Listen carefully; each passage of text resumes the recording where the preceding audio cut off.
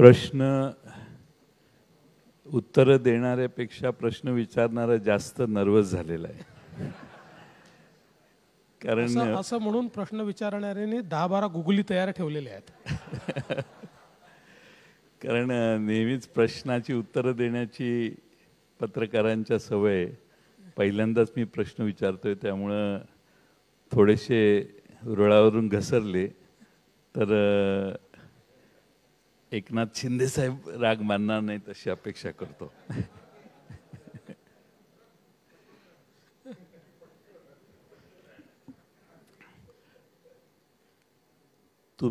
आपण आता मुख्यमंत्री होऊन जवळपास 3 महिने झाले. 3 महिने झाले तरी आम्हाला सगळ्यांना वर्षावर जाऊन मुख्यमंत्र्यांना भेटायची सवय होती. तर आपण वर्षावर कधी जाणार हा प्रश्न बऱ्याच जणांना आहे. काही जणांना तो प्रश्न उगाच पडला आहे आणि काही लोकांना जेन्युइनली पडला आहे. पण मी एप्रिल महिन्यामध्ये वर्षावर जाईल. 27 मार्चला माझ्या मुलीची 10वीची परीक्षा संपेल आणि त्यानंतर मी फर्स्ट वीक ऑफ एप्रिलमध्ये वर्षावर शिफ्ट होणार आहे. मला वाटतं बऱ्याच जणांना या प्रश्नातनं उत्तरं मिळाली असतील. आपल्या मंत्रिमंडळातले एक सदस्य काल म्हटले की मी मुख्यमंत्र्यांचा फार लाडका मंत्री आहे. कालच कोणीतरी म्हटलं. तर आपल्या 3 लाडक्या मंत्र्यांची नावं सांगा, 2 उपमुख्यमंत्री सोडून. मी आता लाडका मंत्री योजना घोषित केलेली आहे. त्या योजनेच्या निकषामध्ये जे जे बसतील त्यांना लाडका मंत्री म्हणून घोषित करेन.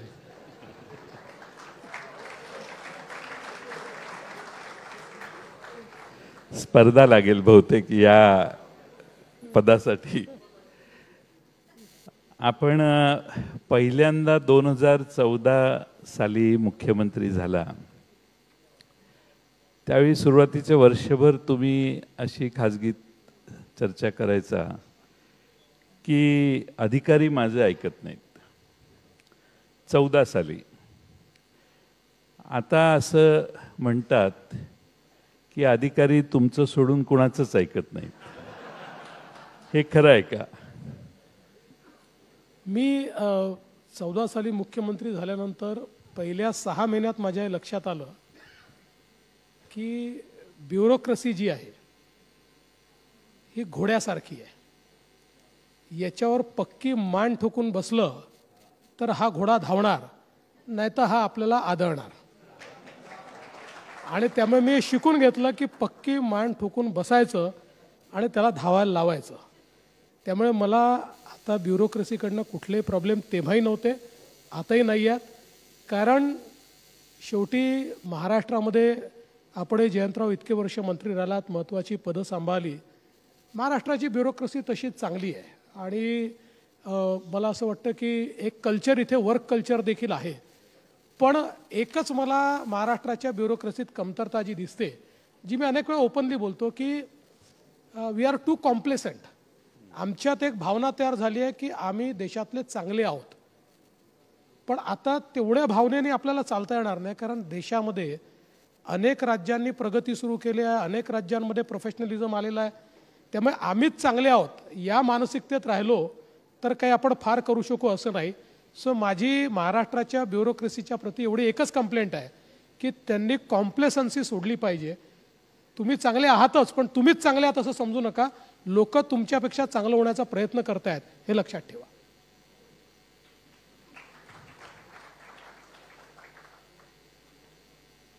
काही लोकांना मुख्यमंत्री उपमुख्यमंत्री पदाची सवय असते.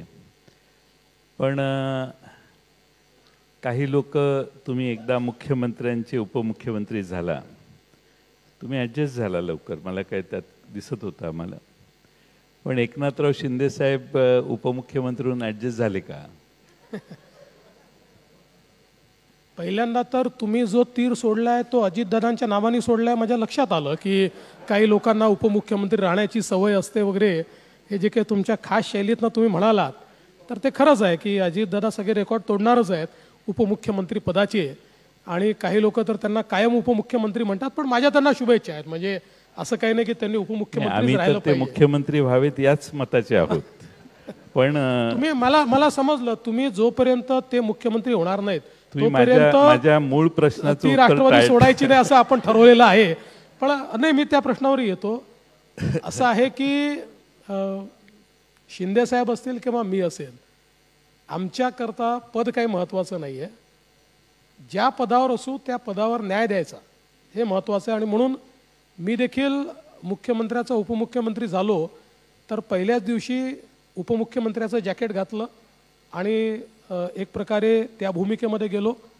आता शिंदे साहेबही मुख्यमंत्र्याचे उपमुख्यमंत्री झाले तर त्यांनी उपमुख्यमंत्री ते जॅकेट घालत नाही, त्यामुळे पांढरा शर्ट घालतात, त्यामुळे त्यांनी आपला उपमुख्यमंत्र्याचा शर्ट चढवलेला आहे आणि जी भूमिका मिळालेली आहे ती भूमिका ते वठवत आहेत. खरं म्हणजे महत्त्वाची खाती ते सांभाळत आहेत. नगरविकास आहे, MSRDC सारखं खातं आहे, हाऊसिंग सारखं खातं आहे. त्यामुळे त्या खात्यामध्ये जी काही कामं आहेत ती वेगानं झाली पाहिजे याकरता ते लक्ष घालतात. आणि आपण बघितलं असेल की विधानसभेमध्येही शिंदेसाहेब उपस्थित असतात, प्रश्नाची उत्तरं देतात आणि कधीकधी तुमच्या अंगावर देखील इतक्या जोरानं जातात की तुम्हाला चूप करण्याचं कामही शिंदेसाहेब करतात. बऱ्याच वेळेला आम्हाला जाणवतं की तुम्हाला जे बोलायचं नाहीये ते त्यांच्याकरवी बोललं जातं. यालाच तर राजकारण म्हणतात की नाही. आपल्या सरकारमधली काही जबाबदार व्यक्ती काही विशिष्ट समाजाच्या विरोधात अत्यंत टोकाची भाषा वापरतात. त्यामुळे तो तेढ समाजात निर्माण होते असं चित्र आज अलीकडे तयार व्हायला लागले. तर आपली त्याबाबत भूमिका काय? मला असं वाटतं की जेव्हा आपण मंत्री असतो त्यावेळेस संयमानेच बोललं पाहिजे. मंत्री म्हणून आपली एक भूमिका आहे आणि ज्याचा उल्लेख कधीतरी आदरणीय अटल बिहारी वाजपेयीजींनी केला होता की मंत्री म्हणून आपल्याला राजधर्म पाळायचा असतो. त्यामुळे आपले विचार काय आहेत, आपले लाईक्स डिसलाईक्स काय आहेत हे बाजूला ठेवून आपण संविधानाची शपथ घेतलेली आहे आणि संविधानाने आपल्याला कोणाही सोबत अन्याय न करता वागण्याची जबाबदारी आपल्यावर दिलेली आहे. त्यामुळे मला असं वाटतं की मंत्र्यांनी बोलत असताना संयम पाळला पाहिजे. आपल्या बोलण्यातून कुठेही तेढ निर्माण होणार नाही अशा प्रकारचा प्रयत्न केला पाहिजे. आणि कधीकधी तरुण मंत्री बोलून जातात, अशा वेळी मी त्यांच्याशी संवाद करतो, त्यांना मी सांगतो की आता तुम्ही मंत्री आहात, त्याच्यामुळे तुम्ही संयम बाळगूनच या ठिकाणी बोललं पाहिजे. फार वर्ष त्या घटनेला झाली. मी राज्याचा अर्थमंत्री असताना देवेंद्रजींनी मला विचारलं की बजेट कसं मांडायचं आणि कसं रीड करायचं हे मला समजून सांगा. आणि मग माझ्या घरी आम्ही दोघांनी एकत्रित जेवण केलं. त्यावेळी मला असं कधी स्वप्नात वाटलं नव्हतं की देवेंद्रजी बजेट एवढं पुढं जाऊन मांडू शकतील की ज्यामुळे महाराष्ट्रातल्या इन्फ्रास्ट्रक्चरला बरीच चालना मिळेल. आज आपल्याकडून इन्फ्रास्ट्रक्चरवर फार भर दिला जातोय. एका बाजूने राज्यावर कर्ज वाढतंय, पण ते 18-19% आहे, ज्याचा नेहमीच अजितदादा समर्थन करतात की 25% जाणे गेलेलो नाही, आपण बरंच मर्यादित आहोत. हे बरोबर आहे, चुकीचं नाही आहे. पण नेहमी असा ज्यावेळी खर्च वाढत जातो आणि ग्रॉस GSDPच्या आपलं कर्जाचं प्रमाण वाढत जातं तसं प्रायोरिटी सेक्टरवर परिणाम होतो. विशेषतः गरीब लोकांच्याकडं मग हळूहळू दुर्लक्ष होतं. मग आदिवासी मागासवर्गीय समाजाला जे सामाजिक न्यायाला आपण पैसे देतो ते हळूहळू बजेटमध्ये दाखवतो, पण ॲक्च्युली खर्च होत नाही, तशी परिस्थिती येते. त्यामुळे महाराष्ट्राचा समतोल विकास करण्याचं आपल्यासमोर आव्हान आहे आणि ते आपण कसं पुढच्या 5 वर्षात पूर्ण कराल. नाही, आपण जे म्हणालात ते काही अंशी खरं आहे की ज्यावेळी आपण योग्य प्लॅनिंग करत नाही त्यावेळी मग रिसोर्स मॅनेजमेंट योग्य होत नाही आणि मग जे वल्नरेबल घटक असतात त्यांच्यावरच त्याचा परिणाम होतो. आणि म्हणूनच आम्ही आपण जर आत्ता बजेट बघितलं असेल तर दोन गोष्टी आपल्या लक्षात येतील की विशेषतः आदिवासी विकास आणि सामाजिक न्याय या दोन्ही विभागांमध्ये आम्ही बजेट वाढवलेलं आहे, जवळपास 40% वाढवलेलं आहे आणि अगदी त्यातले लाडक्या बहिणीचे पैसे काढले तरी ते 19% आम्ही वाढवलेलं आहे. त्यामुळे तिथे कुठेही आम्ही कमतरता करणार नाही. आपण जर आमचं 23-24चं स्पेंडिंग बघितलं तर त्यातही आपल्याला लक्षात येईल की आम्ही कुठेही सामाजिक न्याय विभाग किंवा आदिवासी विकास विभाग किंवा इतर मागासवर्ग विभाग किंवा दिव्यांग विभाग हे जे वल्नरेबल अशा प्रकारचे जे विभाग आहेत याला कुठेही कात्री लावली नाही. मग अर्थात हा प्रश्न उभा राहतो की विकासाचं नेमकं काय होणार. तर त्या दृष्टीने ज्यावेळेस आम्ही यावेळेचं प्लॅनिंग केलं तर मी शिंदेसाहेब आणि अजितदादा बसलो होतो त्यावेळेस मी एक भूमिका मांडली की आपण एक रिव्हर्स प्लॅनिंग करूया की आपल्याला यावर्षी आपला ग्रोथ रेट सस्टेन करण्याकरता आणि आपला GSDP आपल्याला वाढवायचा आहे याकरता कॅपिटल एक्सपेंडिचर किती केलं पाहिजे असं एक आपण बेंचमार्क फायनल करू, त्याचे प्रोजेक्ट्स आयडेंटिफाय करू आणि त्याच्याकरता पैसा कसा उभा करता येईल याचा आपण एक निर्णय करू. आणि त्या दृष्टीने आम्ही एक तसा एक प्लॅन तयार केला. म्हणजे कालच मी आणि शिंदेसाहेबांनी MSRDCची मीटिंग घेतली आणि त्या मीटिंगमध्ये काल आम्ही शक्तिपीठ महामार्ग असेल, मल्टी मॉडेल कॉरिडॉर असेल किंवा इतर सगळे जे आपले आयकॉनिक प्रोजेक्ट्स आहेत या प्रोजेक्ट्सच्या संदर्भातलं फायनान्सिंग कसं करायचं. कारण याच्यामध्ये बेसिकली लँड ॲक्विजिशनला जवळपास 40-45 हजार कोटी रुपये लागणार आहे. पुणे रिंग रोड असेल किंवा असे सगळे जे आपले आयकॉनिक प्रोजेक्ट्स आहेत. पण हे प्रोजेक्ट्स असे आहेत की ज्या प्रोजेक्टमध्ये जर आपण पैसा लावला तर त्यातनं आपलं ग्रोथ वाढणार आहे. म्हणजे जवळजवळ आपल्याला माहिती आहे की 1 रुपया आपण इन्फ्रास्ट्रक्चरला लावला तर 2.5 रुपयांनी आपला GSDP वाढतो. तर त्या दृष्टीने काल आम्ही त्याच्या वेगवेगळ्या आयडियाजवर विचार केला, ब्रेनस्टॉर्मिंग केलं आणि त्याची एक आम्ही स्कीम तयार केली किंवा आपल्याला ऑफ बजेट फायनान्सेस कसे उभे करता येतील, आपल्या ज्या चांगल्या कॉर्पोरेशन्स आहेत किंवा जे आपले चांगली महामंडळं आहेत त्याचं बॅलन्स शीट लिव्हरेज करून आपल्याला कशा प्रकारे आपलं कॅपिटल एक्सपेंडिचर करता येईल असं आम्ही एकूण प्लॅनिंग केलं आहे. त्यामुळे कुठल्याही परिस्थितीमध्ये सोशल सेक्टरच्या स्पेंडिंगचा कॅपिटल एक्सपेंडिचरवर भार पडणार नाही किंवा ते चालू राहील पण कॅपिटल एक्सपेंडिचर कमी होणार नाही असा आपला प्रयत्न आहे. एक केंद्र सरकारने देखील खूप चांगली स्कीम आणलेली आहे. केंद्र सरकारने आता जवळपास 1.5 लाख कोटी रुपये हे 50 वर्षाचं बिनव्याजी कर्ज राज्यांना देण्याकरता आणलेलं आहे. मागच्याही वर्षी त्यात सर्वाधिक पैसे महाराष्ट्राने नेले, याही वर्षी सर्वाधिक पैसे महाराष्ट्राला म्हणजे 24-25 मध्ये आणि आमचा प्रयत्न आहे की त्याहीपेक्षा 1.5 पैसे आपल्याला 25-26 मध्ये या ठिकाणी मिळवता आले पाहिजे. मुळातच आपण जर बघितलं तर महाराष्ट्रामध्ये एक क्षमता आहे गुंतवणुकीची. आज आपण बघा आपण समृद्धी हायवे तयार केला. आता 2028 साली समृद्धी हायवे आपण ज्यावेळेस इन्व्हेट करू त्यावेळी ज्या हायवे करता आपल्याला 40-45 हजार 50 हजार कोटी रुपये लागले त्या हायवेच्या माध्यमातून आपण 75,000 कोटी रुपये काढू शकू. त्यामुळे आज जे आपल्यावर या ठिकाणी जो भार येतो आहे हा 30-40 हजार कोटीचा तो कदाचित 28 मध्ये एकट्या समृद्धी महामार्गाने आपण ऑफसेट करू शकू. तर मला असं वाटतं की आत्ता बेसिकली तुमच्याकडे जर क्लीन प्रोजेक्ट्स असले आणि लँड ॲक्विजिशन तुम्ही जर योग्य प्रकारे केलं तर गुंतवणुकीला काही अडचण नाही आहे. त्यामुळे महाराष्ट्राच्या विकासावर कुठलाही परिणाम न होता आपल्याला ही सामाजिक क्षेत्रातली कामं कशी करता येतील याचं योग्य प्लॅनिंग आम्ही केलेलं आहे. अडचणी येतील पण त्या अडचणी आम्ही निश्चित दूर करू. देवेंद्रजी, भारताचं राजकारण दिवसेंदिवस बदलतंय. भारतीय राजकारणाच्या सध्याच्या स्थितीबद्दल तुमचं मत काय आणि देशाच्या भविष्याला आकार देण्यासाठी महाराष्ट्र कोणती भूमिका निभावेल असं वाटतं आपल्याला?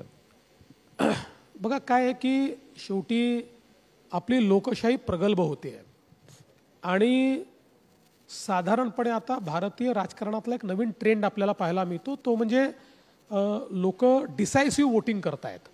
एक प्रकारे लोक निर्णायक अशा पद्धतीनं त्या ठिकाणी मतदान करत आहेत. मला असं वाटतं की 90sचा ट्रेंड काय होता तर 90sचा ट्रेंड हा कोएलिशनचा ट्रेंड होता. कोएलिशनमध्ये सेंटरला जो पक्ष असायचा तो वीक असायचा आणि त्यामुळे ते कोएलिशन जे आहे ते लूजली अशा प्रकारे ते बाइंड असल्यामुळे अनेक अडचणी यायच्या, पण आता अशी परिस्थिती नाही आहे.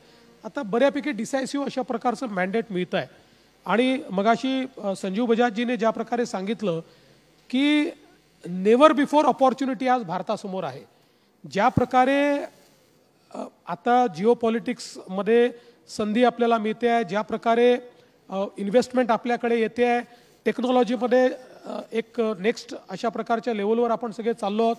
तर मला असं वाटतं अशा परिस्थितीमध्ये एक अतिशय प्रोएक्टिव्ह अशा प्रकारची भूमिका आपल्या लोकशाहीमध्ये असली पाहिजे, हे देखील महत्त्वाचं आहे. आणि त्यासोबत जयंतराव, एक गोष्ट अजून महत्त्वाची आहे, ती म्हणजे लोकशाहीमध्ये चांगलं अपोजिशन असणं. म्हणजे शेवटी लोकशाही जर प्रगल्भ व्हायची असेल तर सत्तारूढ पक्षासोबत जो काही विरोधी पक्ष आहे तोही प्रगल्भ असला पाहिजे. म्हणजे अगदी सांगायचं झालं तर आज समजा तुम्ही विरोधी पक्षात आहात, तर तुमच्यासारखे लोक, पवारसाहेबांसारखी लोक ही जर केंद्रामध्ये प्रमुख विरोधी पक्ष असती तर कदाचित त्यात प्रगल्भता दिसली असती. पण आज दुर्दैवाने केंद्रामध्ये विरोधी पक्षात ती प्रगल्भताच दिसत नाही. आणि जर केंद्रामध्ये प्रगल्भता नसेल, असे we may have different opinions, पण डिफरंट ओपिनियनचा अर्थ हा नाही आहे की प्रत्येक गोष्टीला विरोधच केला पाहिजे, टोकाचाच विरोध केला पाहिजे. आणि विरोध करता करता आपण हळूहळू अशा शक्तींच्या हाती पडतो आहोत का की ज्या शक्तींना भारताची प्रगती नको आहे आणि म्हणून ज्या शक्ती अदृश्यपणे काम करतायत अशा शक्तींची मदत आपण घेतो आहोत का? या सगळ्या गोष्टींचा विचार करण्याची आवश्यकता आहे. त्यामुळे आत्ताच्या आमच्या लोकशाहीमध्ये, आपल्या लोकशाहीमध्ये मला असं वाटतं की सगळ्यात जास्त आवश्यकता जर कुठल्या गोष्टीची असेल तर रिस्पॉन्सिबल विरोधी पक्षाची आवश्यकता ही खूप मोठ्या प्रमाणात. आता चर्चा दिल्लीपर्यंत गेलीच आहे, तर हा प्रश्न विचारून घेतो. नरेंद्र मोदी साहेबांचे 75 वर्ष पूर्ण होतील आणि ते जास्त काळ पंतप्रधान राहावेत ही आपल्या सर्वांचीच इच्छा असेल. त्यात काही तुमच्या पक्षाबद्दल काही कोणाच्याच शंका नसेल. पण नरेंद्र मोदी, अमित शहा, योगी आदित्यनाथ आणि देवेंद्र फडणवीस, तर देवेंद्र फडणवीस या सगळ्यात आपल्याला कुठं पाहतात? बघा, मी तुम्हाला एक सांगतो की 75 वर्षाची सीमा मोदीजींनी ठरवली असली तरी ती पक्षाला मान्य होईलच असं मला वाटत नाही. मोदीजी फिजिकली फिट आहेत. आता ग्लोबल स्टेजवर त्यांनी भारताला नेतृत्व दिलेलं आहे. त्यामुळे 2029 साली देखील मोदीजींनीच प्रधानमंत्री व्हावं अशा प्रकारची पक्षातली आमची सगळ्यांची इच्छा आहे आणि आम्ही ती लादण्याचा प्रयत्न करू. आणि जोपर्यंत म्हणजे देवेंद्र फडणवीस हा पक्षाचा असा कार्यकर्ता आहे की त्याला तुम्ही जिथे टाकाल तिथे तो फिट आहे. आणि आज तरी देवेंद्र फडणवीसला महाराष्ट्रात जबाबदारी दिलेली आहे. त्यामुळे महाराष्ट्रामध्ये दिलेली जबाबदारी उत्तमपणे त्या ठिकाणी पार पाडण्याचा प्रयत्न मी करेन. मी आपले आभार मानतो की या नेत्यांच्या मांडियाळीत आपण 4थ्या-5व्या नंबरवर मला आणलं. पण मला माझ्या क्षमताही माहिती आहेत आणि माझ्या मर्यादाही माहिती आहेत. त्याच्यामुळे मी दिल्लीकडे डोळे लावून बसलेलो नाही. मी मुंबईमध्ये अतिशय खुश आहे. दिल्लीच्या वातावरणापेक्षा मुंबईचं वातावरण उत्तम आहे आणि मुंबईमध्ये तुमच्यासारखे मित्र आहेत ते दिल्लीमध्ये नाही आहेत. त्याच्यामुळे मी मुंबईतच राहणार आहे. पण बऱ्याच जण डोळे लावून बसलेले आहेत की आता 2 वर्षांनी का होईना देवेंद्रजी दिल्लीला जातील. तो भाग वेगळा. महाराष्ट्रामध्ये साधारणपणे मागचे 4-5 वर्षाचे रिपोर्ट्स बघितले तर भ्रष्टाचाराचं प्रमाण याच्यात आपला नंबर थोडासा वर गेलेला आहे. तर ट्रान्सपरंट गव्हर्नमेंट अधिक कसं देता येईल याच्याविषयी आपली काय मतं किंवा आपली काय विजन आहे? मला असं वाटतं की ट्रान्सपरन्सी हा कुठल्याही सरकारचा अजेंडा असलाच पाहिजे. आमच्याही सरकारचा तो अजेंडा आहे. आणि विशेषतः मला असं वाटतं की आज टेक्नॉलॉजीने आपल्याला ट्रान्सपरन्सी आणण्याची खूप मोठी संधी दिलेली आहे. टेक्नॉलॉजीचा फायदा असा असतो की टेक्नॉलॉजी जेंडर पाहत नाही, टेक्नॉलॉजी तुमचा सोशल स्टेटा पाहत नाही, तुमची जात जमात कास्ट काही पाहत नाही. आणि म्हणून जेवढं जास्तीत जास्त टेक्नॉलॉजीचं ॲडॅप्टेशन आपण करू तेवढं आपल्याला पारदर्शिता आणता येईल.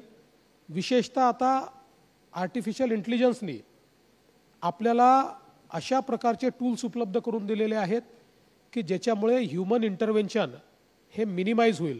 म्हणजे एक आपल्याला उदाहरण द्यायचं झालं तर 1 आठवड्यापूर्वी एक प्रेझेंटेशन आमच्यासमोर झालं की ज्या प्रेझेंटेशनमध्ये आता आपण समजा मुंबई महानगरपालिकेमध्ये एखादा नकाशा आपल्याला मंजूर करायचा आहे तर आपल्याकडे ऑटो DCR आहे. तो ऑटो DCR त्या ठिकाणी अपलोड होतो, तो DCR प्रमाणे आहे की नाही सांगतो.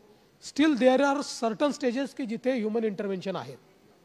आता अशा प्रकारचं टूल तयार झालेलं आहे की ज्या टूलमध्ये अकॉर्डिंग टू DCR तुम्ही आपला नकाशा अपलोड केला 5व्या मिनिटाला, 6वा मिनिट लागणार नाही, 5व्या मिनिटाला तो त्याच्याबद्दल सगळ्या गोष्टी सांगेल.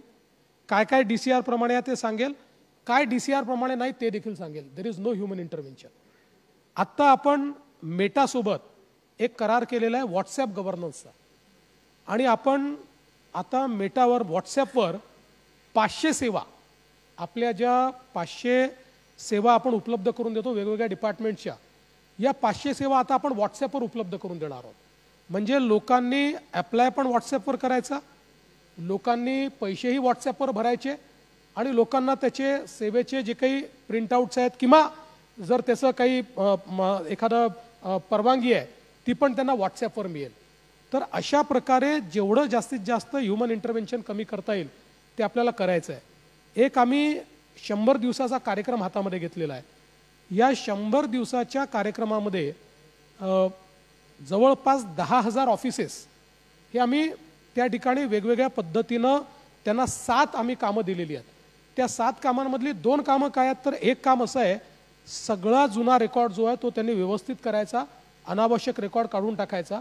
आणि दुसरं, जेवढी पेंडन्सी आहे ती पेंडन्सी त्यांनी कमी करायची.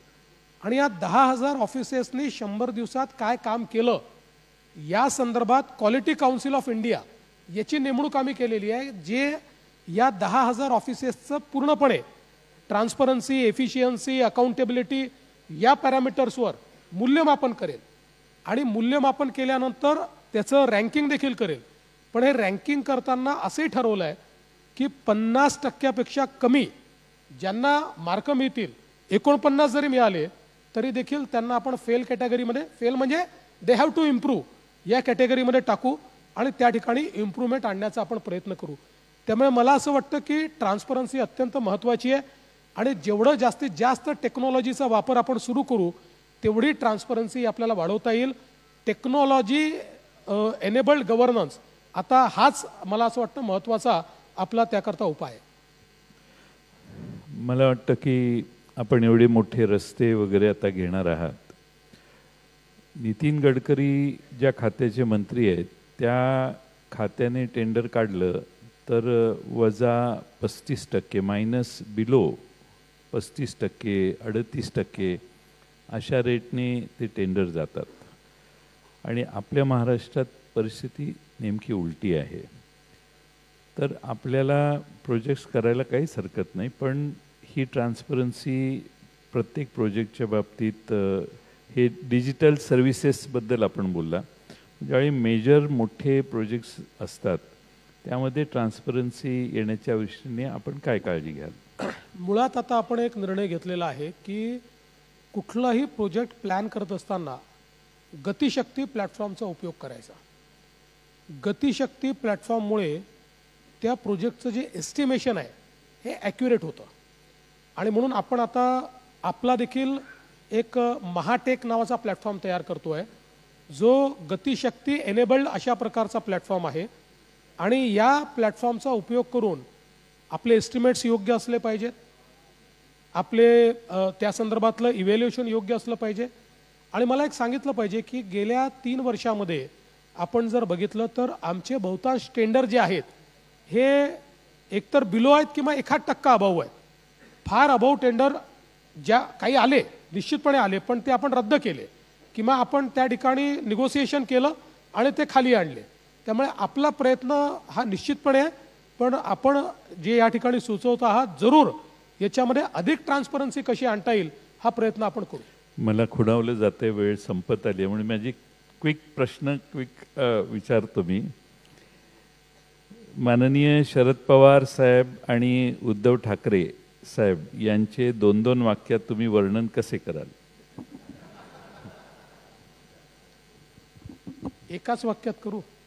एक चालेल. वाईट वाटून घेऊ नका. तुम्हाला डिस्काउंट देतो. वाईट वाटून घेऊ नका, काही भरोसा नाही. दोघांचे वेगवेगळे दोघांचे या वाक्यामध्ये दोघांची म्हणजे दोघांची वागण्याची पद्धत आली, काही भरोसा नाही. आपण आपला सर्वात देशात आता जगात मोठा पक्ष भारतीय जनता पक्ष झालेला आहे. तर सर्वात मोठा आणि शक्तिशाली पक्ष असल्याने तरी देखील दुसरे पक्ष फोडण्याचं काम का होतं? असं आहे की जेव्हा आपण त्या ठिकाणी एक बोट दुसऱ्याकडे उगारतो त्यावेळी 4 बोटं आपल्याकडे असतात असं म्हटलं जातं. त्यामुळे फुटलेले पक्ष लोकांना दिसत आहेत, पण चोरलेलं मॅन्डेट हे ते पक्ष फुटण्याचं कारण आहे, हे मात्र लक्षात घ्यावं लागेल. जर 2019 साली जनतेचं मॅन्डेट चोरलं गेलं नसतं तर कदाचित पुढच्या घटनाच घडल्या नसत्या. आणि म्हणून हे जे चोरलेलं मॅन्डेट आहे याच्यामुळे या गोष्टी घडलेल्या आहेत. आणि पक्ष आम्ही फोडले म्हणणं अतिशय चुकीचं आहे. त्या पक्षातल्या नेत्यांवर त्या पक्षाने ती परिस्थिती आणली. आता समजा उद्धवजींनी, वेळ कमी असल्यामुळं आपल्याला मला थांबवावं लागतंय. मी नाही बोलत. एक संजीवजी बजाज या ठिकाणी बसलेले आहेत. उद्योजक महाराष्ट्रात येऊ इच्छितात, पण वेगवेगळ्या ठिकाणी उद्योग किंवा गुंतवणूक करायला जे जातात त्यांना तिथले खंडणीखोर फार त्रास देतात. आपल्याला अलीकडचे काही अनुभव आहेत. त्यामुळं असा कायदा का नाही सरकार करत की खंडणीखोर म्हणजे कुठल्याही इन्व्हेस्टरला त्रास देणारा हा पहिल्यांदा आत जाईल आणि मग त्याची चौकशी होईल? नाही, निश्चितपणे पहिल्यांदा तर मी संजीवजींचे आभार मानतो की त्यांनी फिनटेकमधली सगळ्यात मोठी इन्व्हेस्टमेंट आणि ज्याच्यामध्ये सर्वात जास्त एम्प्लॉयमेंट मिळणार आहे ती पुण्यामध्ये त्या ठिकाणी ते करतायत. आणि लवकरच मला आत्ताच त्यांनी सांगितलं एन्व्हायरमेंटल क्लिअरन्स व्हायचा आहे, तर नक्की तो देखील लवकर करू. पण मी त्याबद्दल त्यांचे आभार मानतो. त्यांच्या या एका डिसिजनमुळे महाराष्ट्र फिनटेक कॅपिटल म्हणून एस्टॅब्लिश होण्याकरता आणि पुणे फिनटेकमध्ये खूप पुढे जाणार आहे. आणि आपण जे सांगितलं ते अतिशय महत्त्वाचं आहे. निश्चितपणे आपण ही भूमिकाच घेतली आहे की इन्व्हेस्टरला जर कोणी त्रास दिला तो कुठल्याही पक्षाशी संबंधित असो त्याला आम्ही जेलमध्ये टाकणार म्हणजे टाकणारच. बरंच खुणावलं जाते, त्यामुळे मी रॅपिड फायरकडे येतो. वेळ बराच झाला, मी 5-6 प्रश्न विचारतो. दोघातलं एक चूज करायचे. दोनही हे उत्तर द्यायला बंदी आहे. एक, बटेंगे तो कटेंगे की पडेंगे तो बडेंगे? मला असं वाटतं की बटेंगे तो कटेंगे आणि पढेंगे तो बढेंगे याच्यामध्ये बटेंगे तो कटेंगे समजलं तरच पढेंगे तो बढेंगे आहे. ते समजलं नाही तर नाहीच आहे. कारण बटेंगे तो कटेंगेचा अर्थ काय? समाज एकसंघ राहायला पाहिजे. समाज एकत्रित राहिला तर विकास आहे, समाज एकत्रित राहिला ना तर विकास नाही. त्यामुळे समाज एकत्रित राहिला तर विकास होईल, विकास झाला तर शिकलो तर मोठे होऊ. तुमचं कम्फर्ट लेवल सगळ्यात जास्त कुणाबरोबर आहे? नरेंद्र मोदी साहेबांच्या बरोबर आहे का अमित शहांच्या बरोबर आहे? ते दोघेही फार मोठे आहेत. माझं कम्फर्ट लेवल तुमच्यासोबत जास्ती आहे. आपला रूल असा आहे की दोघातलं एक नाव घ्यायचं, पण आता तुमचे आपण मित्र असल्यामुळे मी हे पण सोडून देतो. तुमचा आवडता पोशाख कोणता, जॅकेट का हुडी? माझा आवडता पोशाख जॅकेटच आहे. समोर कधी कधी हुडी पण घालायला आवडते. समोर बसलेले एक ग्रस्तांना तुम्ही उडी घालून बऱ्याच वेळेला भेटला असं मी ऐकलं. असे सांगणारे समोरच बसले आहेत. हो. सर्वात जवळचं कोण 2 उपमुख्यमंत्र्यांपैकी, अजित पवार का एकनाथ शिंदे? हे दोघेही जवळचे आहेत. असं नाही, पण सगळेच सांगतो. रूल तुम्ही मोडायला लागलाय. रूल नाही मोडत, मी पूर्ण सांगतो. दोघेही माझ्या जवळचेच आहेत. शिंदे साहेब पहिलेपासून आमच्या विचाराचे असल्यामुळे आमची दोस्ती आधी झाली, अजितदादांची दोस्ती नंतर झाली. बाकी दोघेही जवळचेच आहेत. नागपूर की मुंबई? याला उत्तर देतो, नागपूर. आपला आवडता गायक आणि गायिका कोण? बायको समोर असे प्रश्न विचारता मला. गायक तर मी सांगू शकतो की माझा आवडता ठीक गायक आहे, हा प्रश्न आवडते राखून गायक किशोर ठेवतो. कुमार आणि आवडती गायिका नाही, नकाच सांगू मला. मी माझ्या बायकोचं नाव घेऊ नको. घ्या घ्या घ्या. आपण महाराष्ट्राचे मुख्यमंत्री झालात.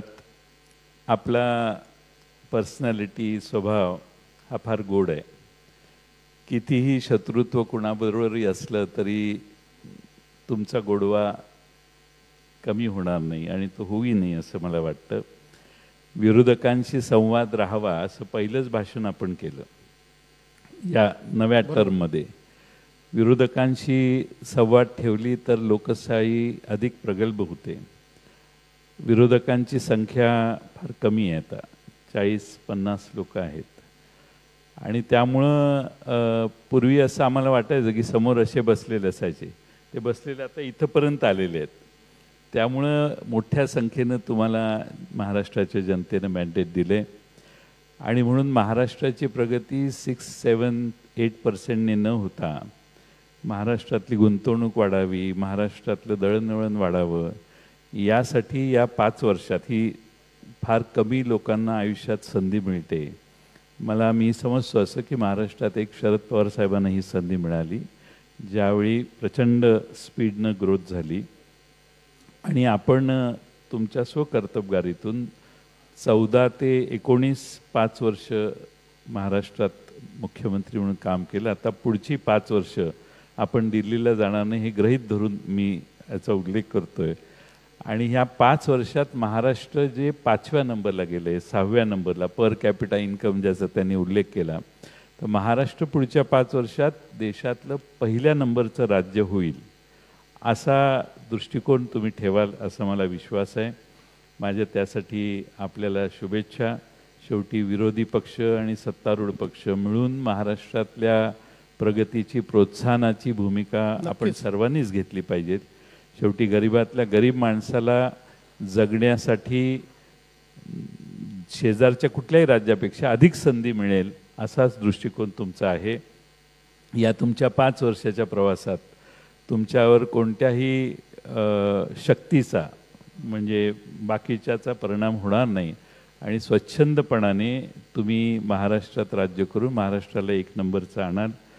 आम्ही तर काही 40-50च लोक आहोत, त्यामुळं आमचं काय होईल आणि मग काही चमत्कार होईल हे स्वप्नही आता पडायचं बंद झालेलं आहे. त्यामुळं तुमची ही 5 वर्ष महाराष्ट्राला पडतं अजूनही पटोले, नाना पटोलेंना अजूनही पडतं. मी चर्चा करतो त्यांच्याशी. पण 1 नंबरचं राज्य व्हावं, कारण एवढं मोठं मॅन्डेट आजपर्यंत कोणालाच मिळालेलं नाही. आणि आपल्याला एकनाथराव शिंदे साहेबांची आणि अजितदादांची प्रचंड साथ दिसते आणि त्यामुळे 1 नंबरचं राज्य करायला मी तुम्हाला शुभेच्छा देतो. राज्याचे कोणतेही प्रश्न असतील त्यावेळी आम्ही तुम्हाला प्रश्न विचारूच, पण आम्हाला हा विश्वास आहे की तुम्ही त्यातला वाईट वाटून घेणार नाही. नक्कीच. आणि विजयबाबू दर्डांचं मी मनपूर्वक आभार मानतो की मी कधीच प्रश्न असं मुलाखत घ्यायचा उद्योग कधी आयुष्यात केला नाही. तो उद्योग विजयबाबूंनी मला करायला लावला, राजेंद्रजींनी करायला लावला. मी त्यांनाही धन्यवाद देतो. देवेंद्र फडणवीस साहेबांचं मनपूर्वक नव्यानं मुख्यमंत्री झाल्याबद्दल अभिनंदन करतो आणि त्यांच्या वाटचालीला शुभेच्छा देतो. आणि विजयबाबू आपलं याकरता देखील अभिनंदन की एक नवीन मुलाखतकार महाराष्ट्राला मिळाले आता. यांचा उपयोग पुढेही करून घेता येईल. मंडळी, सर्वात तरुण वयात आणि सर्वाधिक वेळा महाराष्ट्र राज्याचा अर्थसंकल्प मांडणारे आणि महाराष्ट्र राज्याच्या प्रगतीसाठी शुभेच्छुक असणाऱ्या जयंत पाटील साहेबांचे आपण आभार मानूया. आणि मी त्यांना विनंती करतो की आपण आसनस्थ व्हावं. माननीय मुख्यमंत्र्यांना मी विनंती करतो की आपण इथंच थांबवावं.